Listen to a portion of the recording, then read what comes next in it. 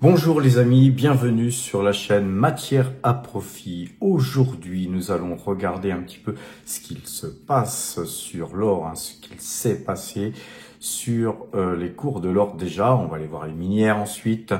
Mais voilà, moi je m'attendais à une correction sur l'or, car nous avions touché ce haut de canal qu'on avait même cassé très légèrement. Et donc c'est bien normal qu'il y ait des prises de bénéfices. Cependant, nous sommes dans un marché très compliqué, comme vous savez, avec les nouvelles donnes au niveau des droits de douane que Donald Trump a donc engagé dernièrement. Et donc, les mines d'or, l'or, tout ça devrait servir quelque part d'amortisseur pour les investisseurs qui souhaitent un petit peu préserver leur capital. Ceci dit, eh bien, il est peut-être trop tôt encore pour se porter massivement sur le secteur, les amis. On voit que l'or, vous savez que moi, je travaille avec la moyenne 2 jours, 12 jours à la clôture sur l'or, et on voit que cette moyenne 2 jours, 12 jours, elle est toujours acheteuse malgré cette correction qu'il y a eu. Donc pour l'instant, pas de panique au niveau des métaux précieux, disons sur l'or, puisque sur l'argent, c'est tout autre. Eh bien, nous sommes dans une phase toujours haussière. Vous voyez que nous sommes toujours dans ce canal haussier que je vous ai tracé en bleu. Et tant que nous ne casserons pas ce canal bleu là par le bas, l'or est toujours dans sa phase haussière. La moyenne 2 jours, 12 jours, par contre, donne des signes de faiblesse. Si elle croisait lundi, demain, nous pourrions effectivement voir l'or continuer à baisser. Il pourrait y avoir encore des prises de bénéfices, car vous voyez que tous ceux qui ont acheté sur le bas du cycle, là, qui ont donc acheté sur la zone des 2005-2006 dollars l'once, aujourd'hui à 3000, ils peuvent être tentés de prendre des bénéfices, et de prendre des bénéfices pas seulement pour prendre des bénéfices, mais pour couvrir d'autres positions perdantes qui pourraient être sur d'autres types de marchés comme le Nasdaq et le S&P 500.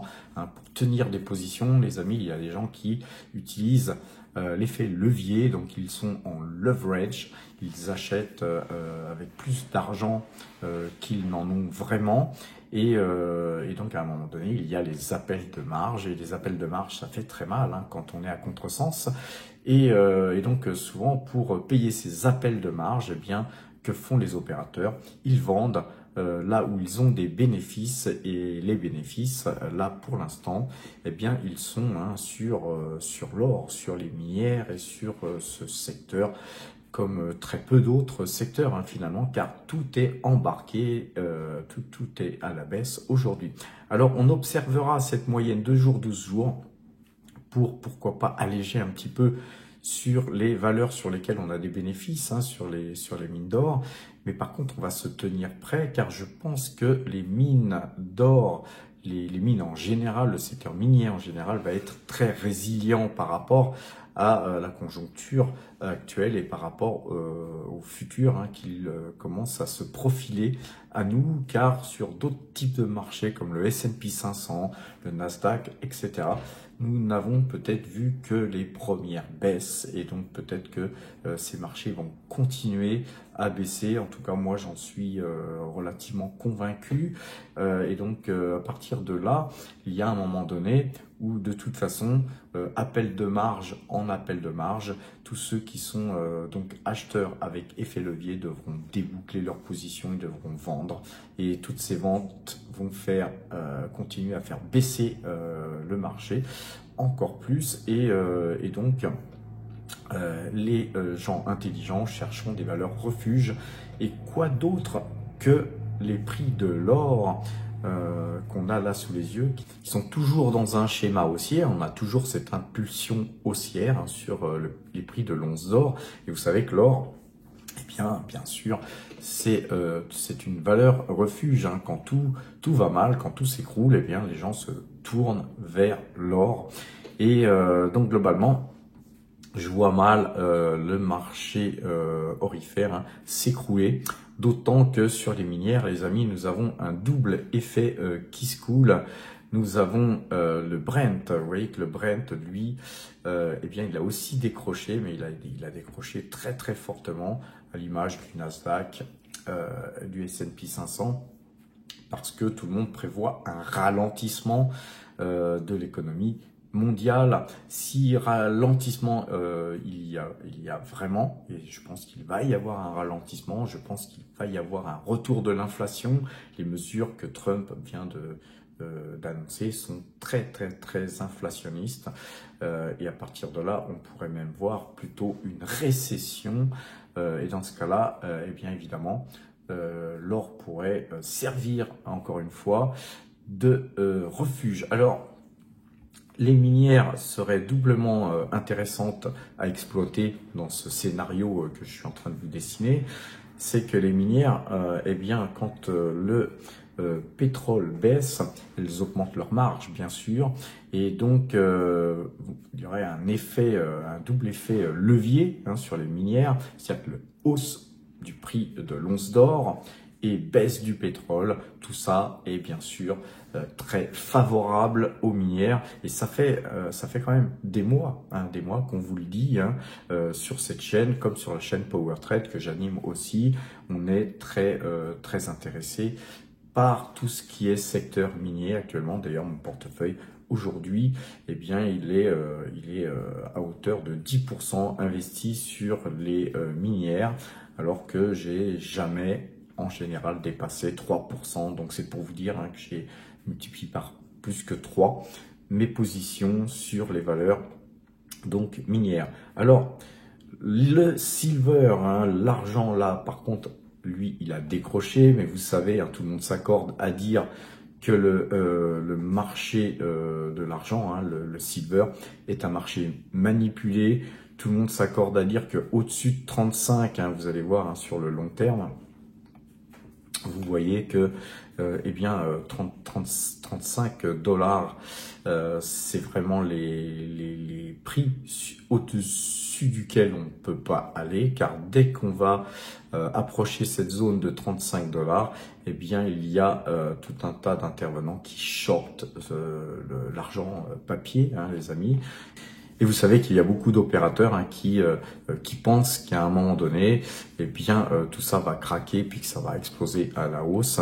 J'en suis pas moi persuadé. Je préfère moi me positionner plutôt sur les valeurs orifères, beaucoup plus sûres. Cependant, on peut toujours avoir un peu d'argent dans son portefeuille, car effectivement, si vraiment il y avait une très très forte hausse sur ce métal, on pourrait très bien aller voir très rapidement, si on cassait, on va dire, la zone des 36 dollars là, eh bien on pourrait très bien monter à 45, 50, voire 70 dollars, et donc on pourrait voir pratiquement doubler le prix de ce métal. Mais je pense que les gens qui ont intérêt à shorter l'argent là actuellement, eh bien ils vont continuer à shorter et donc on ne pourra certainement pas voir eh bien ce scénario se produire. Donc regardons pour finir sur les graphiques de l'or avant d'aller voir les graphiques des minières.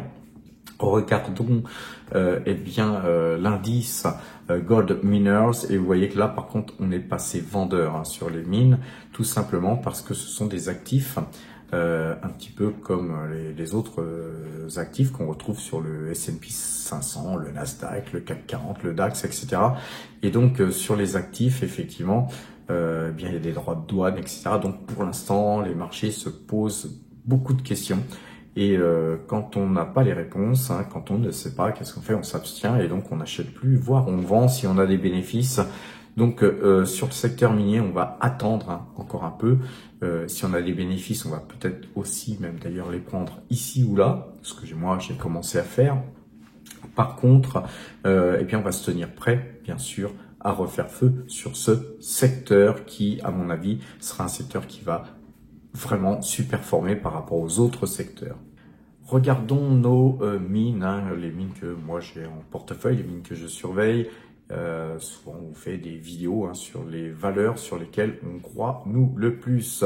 Une des valeurs sur lesquelles eh bien moi je suis très investi, c'est Mineros. Et Mineros a beaucoup baissé, hein, notamment vendredi. Là, nous avions eu un signal de vente ici et eh bien ce signal de vente, hein, vous voyez, il a été très effectif. Hein, vous voyez que cette moyenne 2 jours, 12 jours, elle fonctionne relativement bien. Bien sûr, il y a quelques faux signaux ici ou là, mais il faut savoir que ce type de moyenne eh bien, vous donne quand même des bons mouvements. Et puis quand on a des signaux de vente comme celui-ci par exemple, eh bien, même si on vend sur cette bougie-là où il y a eu une grosse correction, ben, entre ici et ici, hein, vous avez quand même du gain les amis. Et puis quand il y a des faux signaux, eh bien, quand on est acheteur, eh bien, tout simplement, on reste en position en attendant de meilleurs jours comme ici. Et pourquoi pas extraire parfois de la performance hein, quand on est sur, par exemple, ce haut de canal, car vous voyez que Mineros, elle est dans un canal très haussier. Hein, et vous voyez d'ailleurs que ce haut de canal, on va le redessiner, mais au moment où nous avions atteint ces points-là, on était sorti du canal par le haut. Et donc là, quand il y a des sorties comme ça, c'est parfois des moments où on peut prendre des bénéfices puisque il y a excès. Et puis ensuite, évidemment, on retrace les choses. Et puis là, maintenant, on va très certainement venir toucher le bas de canal.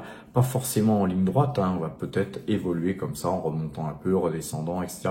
Et puis rebondir pour aller retoucher le haut de canal ensuite. Par contre, attention, on peut très bien casser ce bas de canal. Et si on cassait ce bas de canal, évidemment, eh bien, ça serait très baissier.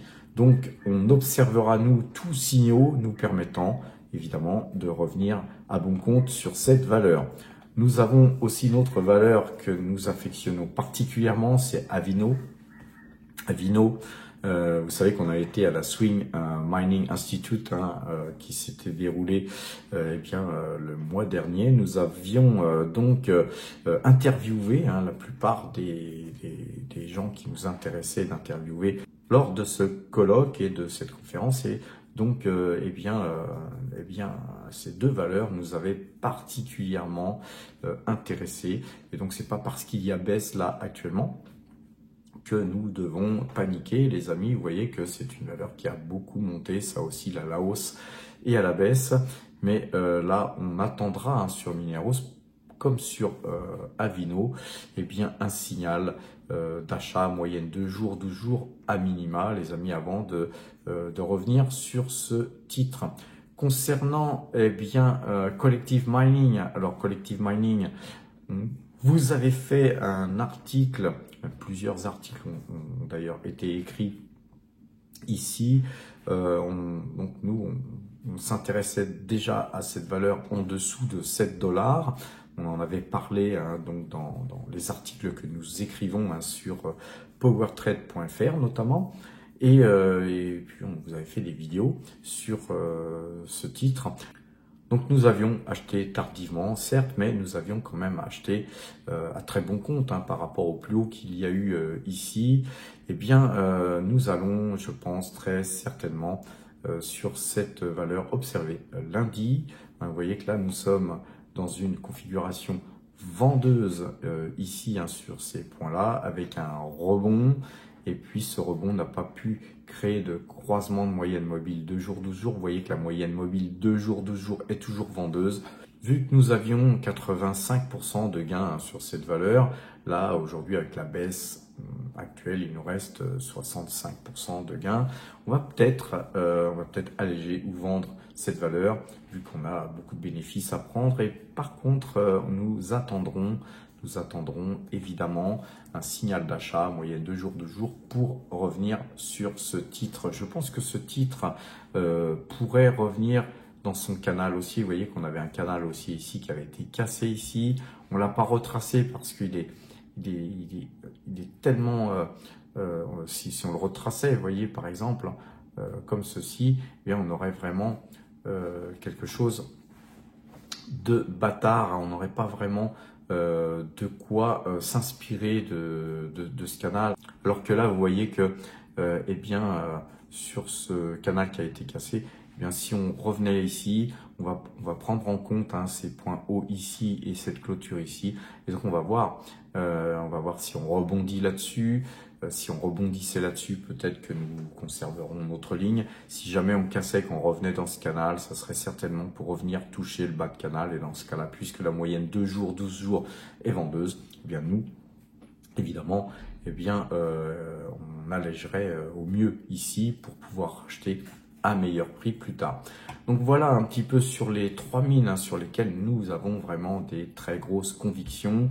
Nous avons aussi bien sûr des très grosses convictions sur Agnico Eagle Mines qui a pas mal baissé là, mais vous voyez que les grosses minières ont moins morflé que les petites, hein, c'est bien normal hein, puisque les opérateurs se sentent mieux en sécurité sur des grosses valeurs que sur des petites. Et par contre, il y a beaucoup plus d'argent, bien sûr, à gagner sur les petites valeurs quand tout remontera. Donc pour l'instant, eh bien, on gardera, nous, hein, nos positions orifères, mis à part peut-être un allègement sur Collective Mining. Sur Barrick Gold, hein, vous voyez que là, on a, eh bien, tout est vendeur. Hein, la moyenne 2 jours, 12 jours est vendeuse. On a cassé ce canal. Mais voilà, nous, on va quand même conserver, parce que l'or pourrait repartir sans prévenir. Hein, on va quand même conserver quelques valeurs minières et on va donc eh bien essayer de moyenner hein, nos positions au fur et à mesure des baisses, si baisse il y avait. Sur B2Gold, c'est pareil, hein, on a une moyenne 2 jours, 12 jours qui a été donc cassée ici. Vous savez qu'on avait un triangle sur B2Gold, on va faire un petit peu d'analyse graphique, un petit cas d'école.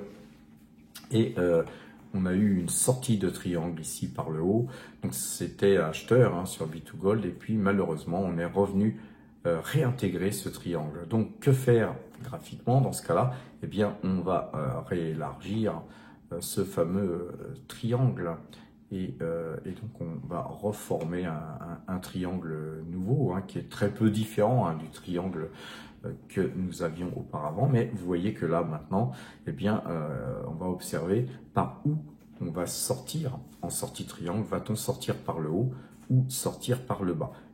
Effectivement, hein, si on sortait par le bas sur B2Gold, ce serait très mauvais car ça nous amènerait très certainement au minimum hein, sur les 2,77, mais moi je miserais plutôt sur les 2,28. Hein, donc globalement, on espère que B2Gold va donc casser par le haut. Hein, on a un graphique très baissier là ici. Si on recassait par le haut comme on l'avait cassé ici, eh bien on pourrait avoir des velléités de hausse très importantes. Sur Aya Gold, eh bien là vous voyez qu'on a un canal haussier qui a été cassé. Hein. On va zoomer. Vous voyez que ce canal, eh bien il a été bien affecté, mais cependant on est revenu clôturer peu ou prou sur ce bas de canal. Va-t-on rebondir là-dessus?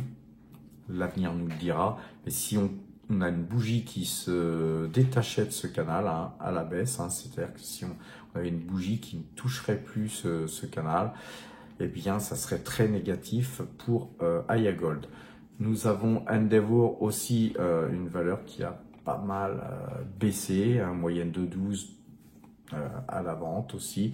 Vale, une valeur pareille, une petite valeur value, hein, qui a décroché ici, donc ça c'est pas bon du tout. Là on a vraiment la bougie qui se détache de ce canal haussier, donc très baissier sur cette valeur. Sur Fresh Nilo, une valeur sur le portefeuille mine. Allez voir le portefeuille sur powertrade.fr. On a un portefeuille mine. Fresh Nilo, c'est une valeur qu'on a vendue ici sur ce croisement de moyenne mobile 2 jours, 12 jours. On a pris nos bénéfices ici sur les plus hauts hein, quasiment. Et là, on a une bougie décrochage. Donc, c'est sûrement une valeur sur laquelle on reviendra à bon compte hein, ultérieurement. Sur IAM Gold, eh bien c'est baissier. Hein, encore une fois, comme pratiquement tout le secteur, moyenne 2 jours, 12 jours à la vente. Nous avons aussi Central Asia Metals qui est très vendeuse et Aura Mineral qui elle aussi est embarquée à la baisse et qui a réintégré. Encore une fois, vous aviez un canal haussier là ici et on voit que cette valeur a réintégré son canal. Donc pour Aura Mineral, là concernant, on est toujours dans un canal haussier. Il n'y a pas non plus, périple en la demeure, les amis. On est là sur une configuration toujours somme toute très haussière. Voilà, concernant donc ce que j'avais à vous dire graphiquement sur les minières. Moi, je surveille ce secteur de très près car je pense que la baisse du pétrole plus l'insécurité, on va dire, qui règne sur les marchés financiers devrait être favorable alors à l'once d'or et donc aussi au secteur minier. Mais somme toute, les amis, soyez prudents. Je vous souhaite une bonne fin de journée. Portez-vous bien.